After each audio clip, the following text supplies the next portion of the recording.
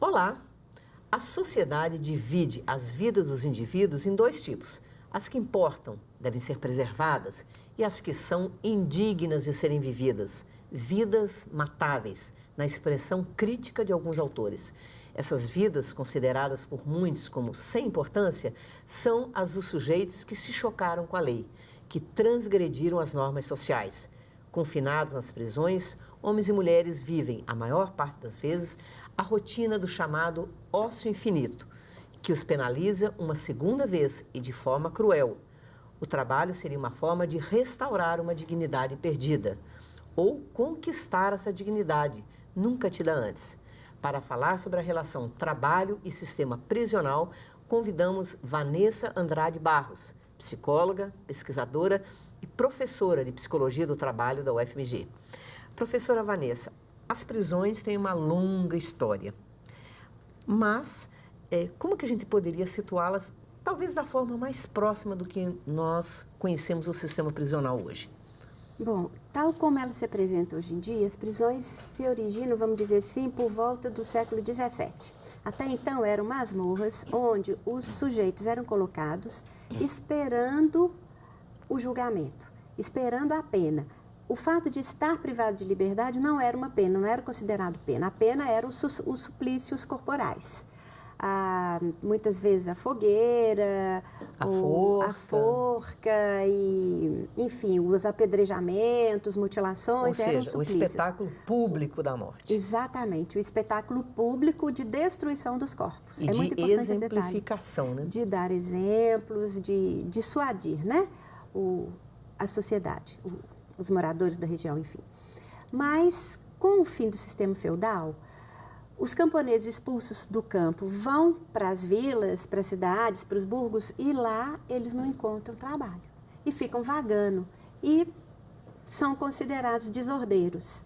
Desordeiros, criminosos, e trazem o caos, trazem a desordem. Na verdade, eles são vagabundos, ou sem ocupação, ou não tem trabalho para eles, né? Não tem. Não tem trabalho e muitas vezes o trabalho que tem eles não aceitam, não querem. E eles ficam vagando e promovendo uma desordem na região. Assim surgem as chamadas casas de trabalho. E isso é interessante. A prisão, ela nasce no início do capitalismo, vamos dizer assim, ela nasce com o propósito de regular a mão de obra. Então, essa relação prisão e trabalho, prisão e regulação da mão de obra, vem desde a sua origem. Ela passa a ser, então, o local de cumprimento de pena, mas ainda perduram os maus tratos, os suplícios. Isso, durante até meados do século XVII, vai acontecer par e passo, os suplícios e o encarceramento. Agora, essas casas de trabalho, elas tinham como objetivo preparar os corpos para o trabalho nas manufaturas nascentes. Adestrar os corpos, né? Porque é preciso um adestramento para o trabalho, né? Nesse tipo de sociedade, né? É considerado, né, que precisa, né? Que se precisa. Na verdade, esse adestramento significa uma submissão às condições de trabalho. E, na época, as condições de trabalho eram péssimas, eram terríveis. Mas mais terríveis do que as condições de trabalho livre eram as condições de trabalho dentro dessas chamadas workhouses, casas de trabalho, ou casas de internação, ou casas de internação manufatureira. Então, nesses lugares, os sujeitos, e que tinha inclusive crianças e mulheres, os órfãos, as prostitutas, toda essa vamos dizer, essa camada, né, da população que eram maldita, mal vista, elas eram ali colocadas para aprender a disciplina do trabalho. Então, tinham os corpos preparados para se submeter às longas jornadas, né, aos maus tratos também, a dureza da vida nas manufaturas nascentes. Interessante, né? Quer dizer, é um aprendizado da humilhação, né? É um aprendizado da submissão, aprendizado da subalternidade, o aprendizado do silêncio, da aceitação, da opressão, exatamente. Essas pessoas, né, loucos, vagabundos, prostitutas, desocupados, órfãos, blasfemos, né? Talvez tenha sido aquilo que Foucault, que eu acho que foi um dos grandes estudiosos recentes, né? Eu não sei, né? Mas dos anos 70, 60 e pouco, é o grande estudioso, né? Do Sim, sistema sem dúvida. prisional no século XVII, Sem né? dúvida. Ele chamou a vida dos homens infames, Os né? homens infames, que hoje a Agamben fala os homens matáveis, né? Butler também utiliza as vidas que não vale a pena ser vividas, as vidas que não são passíveis de luto. Eu gosto dessa expressão também. São vidas que ninguém se importa. Ninguém vai chorar por eles. Ninguém vai chorar por eles, com as quais ninguém se importa. E são essas vidas dos marginais, né? Daqueles que de alguma maneira burlam a ordem, transgridem as normas sociais e são excluídos, são estigmatizados, são segregados, são punidos. Agora, é interessante, tem um filme, né, que esqueci, agora, Os Sete Passos de um Homem, com Champagne. Não está relacionado à questão do trabalho, mas ele mostra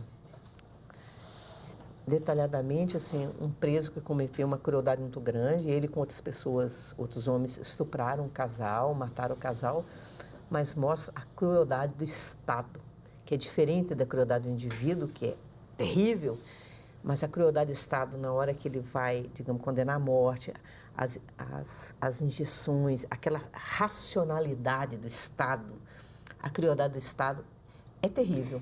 É a racionalidade da pena. É o que se busca, né? As modernas prisões hoje são prisões tecnológicas, onde o preso ele cumpre um regime chamado de isolamento celular.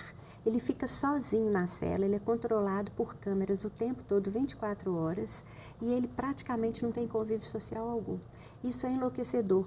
Na França, já várias prisões estão adotando esse modelo. E as prisões aqui no Brasil de segurança máxima, né, o regime disciplinar diferenciado, o regime diferenciado disciplinar, o RDD, é isolamento celular também. O preso fica sem nenhum contato humano, sem nenhum... Eu me recordo de um preso que eu entrevistei, né, no meu tempo de jornalista para televisão, onde ele falava que a pior coisa do mundo era quando os outros presos davam gelo em um deles, por qualquer motivo. Ele falava que era enlouquecedor você ficar prisioneiro e sem ter com quem falar. Tem um livro muito interessante da Hélène Castel. Ela é filha do Robert Castel, aquele sociólogo francês. A Hélène, na sua mocidade, 18, 20 anos, ela e o grupo dela assaltaram um banco em Paris e, na fuga, um guarda foi morto. E todos foram pegos, menos a Hélène, que conseguiu fugir e morou no México. Ela construiu uma nova vida no México. Quando faltavam 2 dias para a prescrição, ela é pega pela Interpol. E ela é levada para a prisão. Ela fica alguns meses presa no México e depois ela é levada para Paris e fica alguns meses presa em Paris também. Foi muito mediatizada essa prisão, né? Porque é a filha de um grande sociólogo, enfim. Mas ela escreveu um livro muito bonito. O livro chama Memórias do Exílio de uma Mulher Procurada, onde ela diz que as prisões no México tinham uma sociabilidade que promovia a saúde, que promovia a suportabilidade ali da prisão. Quando ela foi para a França, ela ficou em regime de isolamento, que ela achou que ela ia enlouquecer, porque ela ficava dentro da cela 24 horas, tinha algumas outras mulheres que ficavam com ela dentro da cela, mas não tinha uma sociabilidade entre as presas.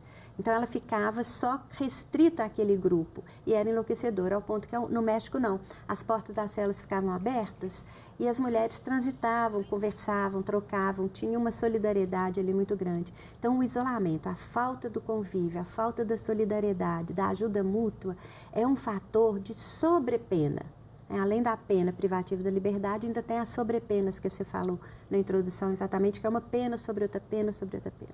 E é interessante a gente conversar com as pessoas de maneira geral, porque mesmo na sociedade brasileira, ou principalmente aqui, não se pensa que a privação da liberdade é que deveria já ser a pena.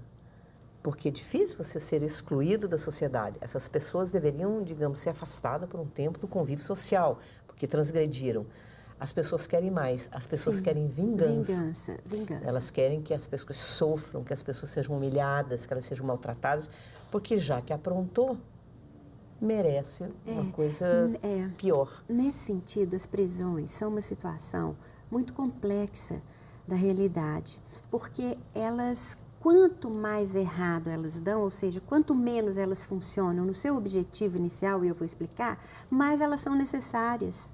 Porque a função primordial da pena privativa de liberdade é a ressocialização. Isso aí já é paradoxal. Porque como que você pode ensinar as regras do mundo livre a pessoa estando presa?